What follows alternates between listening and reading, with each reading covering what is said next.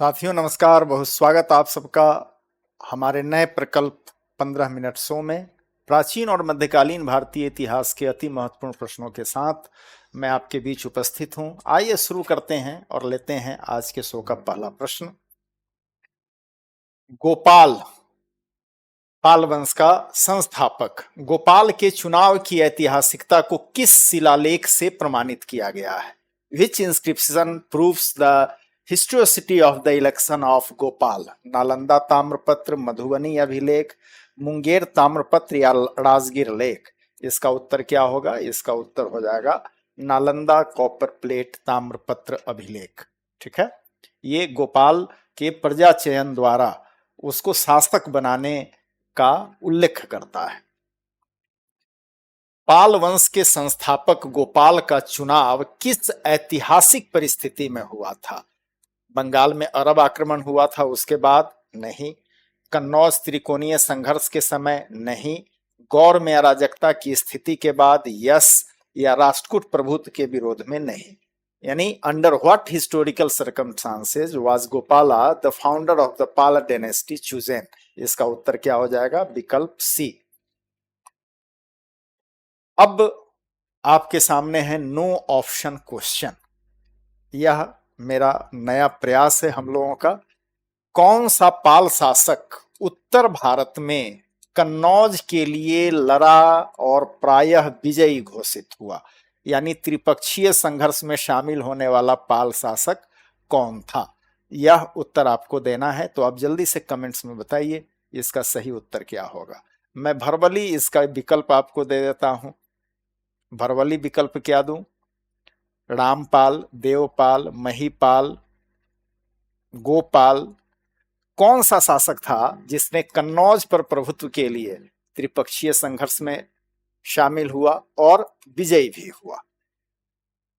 तो कुछ ऐसे प्रश्न आपके बीच आएंगे, ऐसे प्रश्न जिसका कोई ऑप्शन आपको नहीं दिया जाएगा और जिसका उत्तर आपको खुद देना है। हालांकि उत्तर मैं बाद में बताऊंगा, पहले आपको विकल्प कमेंट करके बताना है। आइए, कन्नौज त्रिकोणीय संघर्ष के संदर्भ में धर्मपाल ने किस राजा को समर्थन दिया था? In the context of the Kannauj triangular conflict which king did Dharmapala support? Nagabhata द्वितीय को, वत्सराज को, चक्रायुध को या नागभट्ट प्रथम को? किसको सपोर्ट किया था? इसका उत्तर क्या हो जाएगा? इसका उत्तर हो जाएगा नागभट्ट द्वितीय, वत्सराज या नागभट्ट प्रथम नहीं, बल्कि इसका उत्तर हो जाएगा चक्रायुध। पाल साम्राज्य के उत्कर्ष काल में इसके पश्चिमी सीमा तक विस्तार का प्रमाण किससे मिलता है? किस अभिलेख से मिलता है? What provides evidence of the Pala empire's expansion to its western borders during its heyday? तो इसका विस्तार का उल्लेख कहां से मिलता है? नालंदा ताम्रपत्र से नहीं, इसमें तो गोपाल के प्रजा चयन द्वारा सत्ता सौंपे जाने का उल्लेख है, यह नहीं होगा। विक्रमशिला अभिलेख से नहीं होगा।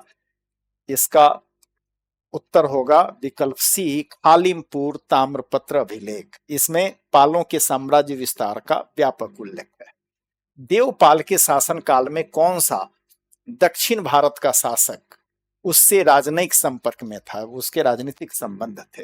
विच south Indian ruler was in diplomatic contact with Devapala during his reign? इसका उत्तर क्या हो जाएगा? नृपतुंग अमोघ वर्ष नहीं, गोविंद तृतीय, कृष्ण तृतीय या दंती दुर्ग? इसका उत्तर हो जाएगा गोविंद तृतीय। यह गोविंद तृतीय जो था वह किस वंश का शासक था? यह राष्ट्रकूट राजवंश का शासक था। बीपीएससी एईडीओ के लिए हमने एक टारगेट बैच लॉन्च किया है और इस टारगेट बैच की विशेषता यह है कि परीक्षा में पूछे जाने वाले प्रश्न पत्र के जितने भी सेगमेंट्स है, लैंग्वेज, जनरल स्टडीज, मैथ और रीजनिंग, उसका कंप्लीट कवरेज हम दे रहे हैं।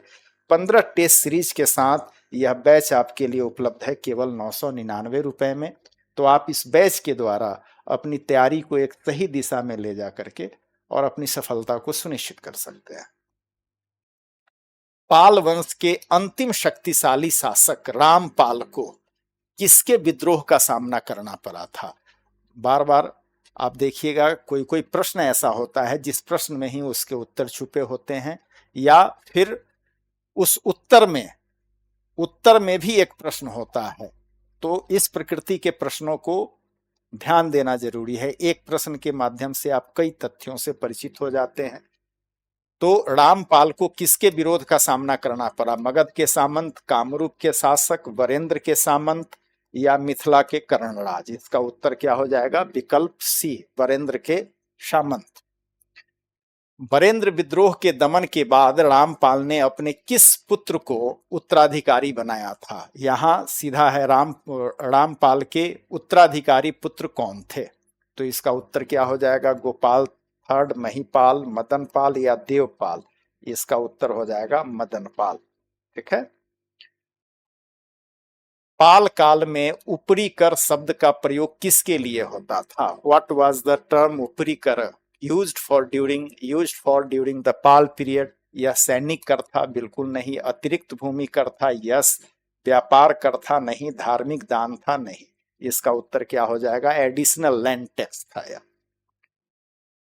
पालकालीन समाज में मठाधिपति इस पद की स्थिति किसके समान थी? यह एक पोस्ट हुआ करता था। In Pala society the position of Mathadhipati was equivalent to what?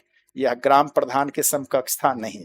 धार्मिक सांस्कृतिक अधिकारी था? यस। प्रांतीय सामंत था या शाही मंत्री था? विकल्प ए बी जो है इसका सही उत्तर होगा। पाल काल में बौद्ध मठों में स्त्रियों की भूमिका का प्रमाण कहां से मिलता है? यानी इस दौर में, पाल काल में बौद्ध विहारों में स्त्रियों की भूमिका थी, स्त्रियां रहती थी। यह कहां से प्रमाण मिला है? वदंतपुरी अभिलेख, सोमपुर महाविहार का ताम्रपत्र अभिलेख, विक्रमशिला मठ का शिलालेख या चीनी यात्री सिंह का विवरण? इसका उत्तर हो जाएगा विकल्प सी, यानी विक्रमशिला मठ का जो शिलालेख है वहां से इस बात का प्रमाण मिलता है कि इस दौर में बौद्ध मठों में स्त्रियों की सहभागिता थी, स्त्रियां भी बौद्ध मठों में रहती थी। बीपीएससी एईडीओ का टारगेट बैच केवल और केवल 999 रुपए में उपलब्ध है और इस बैच के साथ हम 15 टेस्ट सीरीज आपको मुफ्त दे रहे हैं, फ्री में दे रहे हैं। पाल समाज में वर्ण व्यवस्था के शिथिल होने का प्रमुख कारण क्या था? वज्रयान का प्रभाव, ब्राह्मणों का पलायन, मुस्लिम आक्रमण या वैष्णव पुनरुत्थान? The main reason for the weakening of the caste system in Pala society was, वर्ण व्यवस्था कमजोर हुई, उसका कारण क्या था? उसका कारण था वज्रयान का प्रभाव। वज्रयान जो कि एक बौद्ध धर्म का उप संप्रदाय था, उसका प्रभाव इस क्षेत्र में ज्यादा था। पाल काल में ताम्रपत्रों के माध्यम से भूमि दान का प्रमुख उद्देश्य क्या था? The main purpose of land grants through copper plates during the Pala period was, प्रशासनिक नियंत्रण बढ़ाना, ब्राह्मणों और बौद्ध संस्थानों को प्रोत्साहन देना, सैनिक व्यवस्था बनाना या कर संग्रह को अस्थायी करना? इसका उत्तर क्या हो जाएगा? इसका उत्तर हो जाएगा ब्राह्मणों और बौद्ध संस्थाओं को प्रोत्साहन देना। पाल काल में धातु कर्म किस नगर का विशेष उद्योग था? मुंगेर, भागलपुर, गौर या पूर्णिया? तो धातु प्रौद्योगिकी के क्षेत्र में सबसे ज्यादा कार्य कहां होता था? मुंगेर में।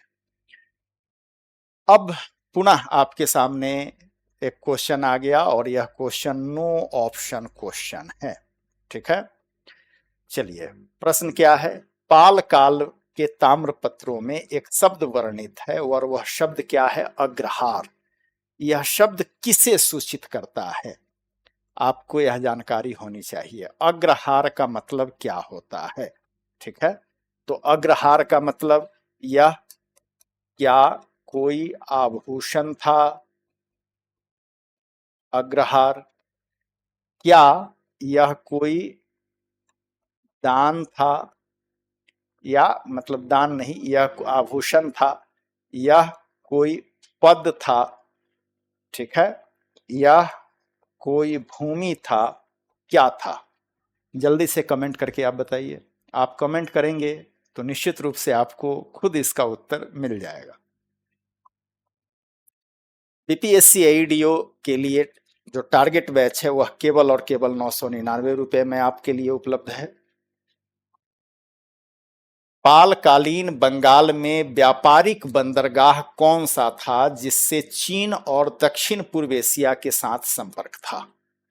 वह व्यापारिक बंदरगाह चंपा, पाटलिपुत्र और उदंतपुरी नहीं था, वह व्यापारिक बंदरगाह था ताम्रलिप्ति, वर्तमान का तामलुक।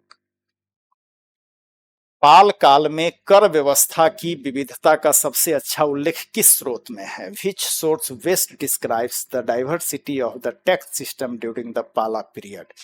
पाल पीरियड की कर व्यवस्था का सबसे विस्तृत वर्णन कहाँ मिलता है? खालिमपुर ताम्रपत्र में, विक्रमशिला अभिलेख, नालंदा या सोमपुर ताम्रपत्र?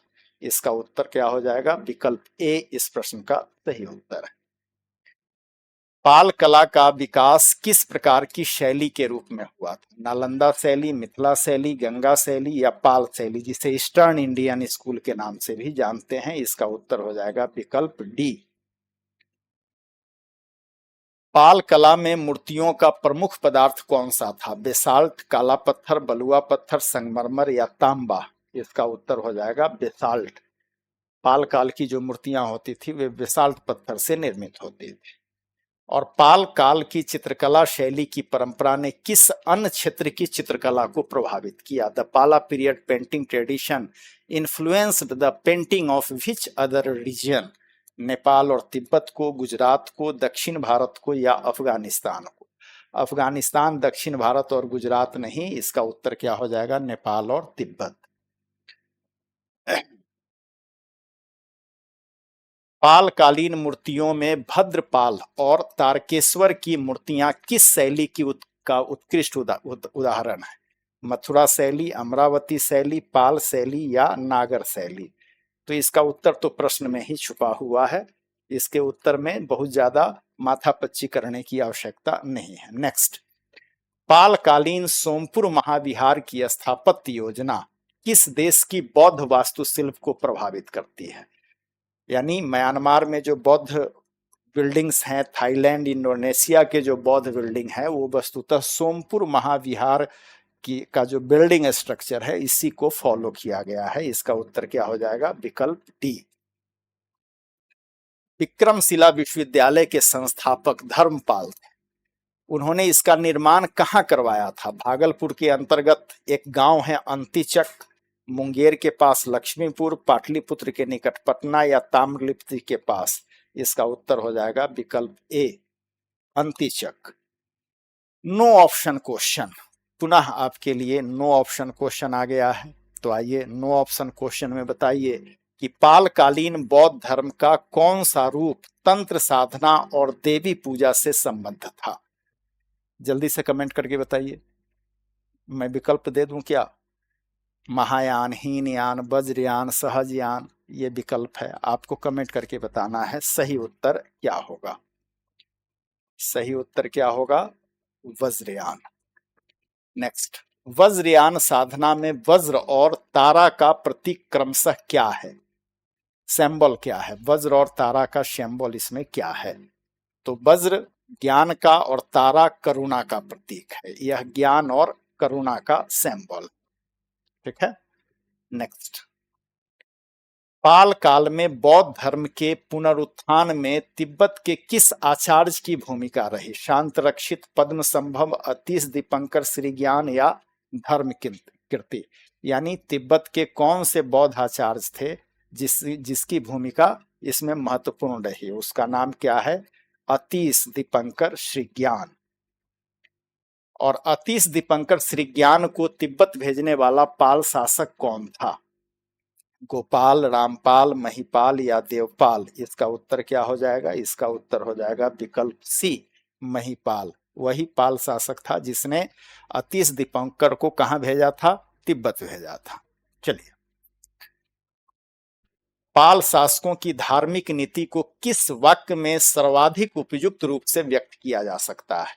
वे संकीर्ण बौद्ध संरक्षक थे, सहिष्णु एवं बहुधर्मी नीति थी, केवल वैष्णवों को प्रोत्साहन दिया, या इनकी नीति जैन विरोधी नीति थी? तो गौर करिएगा, इन्हें कहा जा सकता है कि ये बौद्ध तो थे व्यक्तिगत रूप से, लेकिन ये अन्य धर्मों के प्रति सहिष्णु भी थे और इनकी नीति बहुधर्मी थी।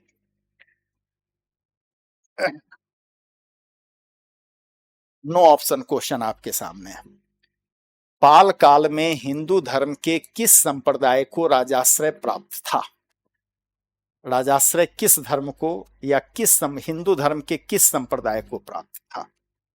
यह विकल्प नहीं है, इसमें कोई ऑप्शन नहीं दिया हुआ है और इसका उत्तर आपको देना है। तो जल्दी से इसका उत्तर दीजिए और ध्यान दीजिए, इसका हिंदू धर्म के शैव, वैष्णव और शाक्त, हिंदुओं में शैव, वैष्णव और शाक्त, मूलतः यह 3 संप्रदाय थे उस समय और राजकीय संरक्षण इन तीनों संप्रदायों को प्राप्त था। पाल वंश के पतन के पश्चात पूर्वी भारत में किस वंश का उदय हुआ जिसने बौद्ध धर्म को समाप्त प्राय बना दिया? पाल वंश के पतन के बाद बंगाल में सेन वंश का उदय हुआ और इसी के समय बौद्ध धर्म समाप्त प्राय हो गया। तो आज हम लोगों ने विशेष तौर पर पाल राजवंश से संबंधित 30 महत्वपूर्ण प्रश्नों का अभ्यास किया।